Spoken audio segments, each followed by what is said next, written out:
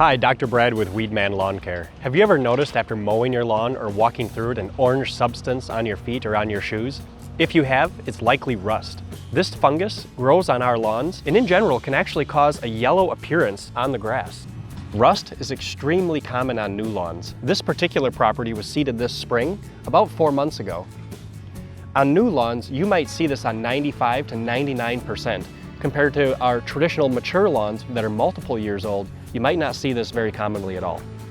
What the lawn is telling us when it gets rust is that we're improperly mowing, we're causing too much leaf wetness through the evening, or it has low fertility. The low fertility is easily fixed by fertilizing our property. If we happen to be extending leaf wetness by irrigating at night, I encourage you to water in the morning. We also can properly mow by not exceeding the 1/3 rule, and also aerate our lawn to help remove any sort of thatch or compaction that we might have in the soil. So the general rule of thumb is follow very good cultural practices. If you do have rust on the lawn, don't worry, it's not going to cause any long-term damage.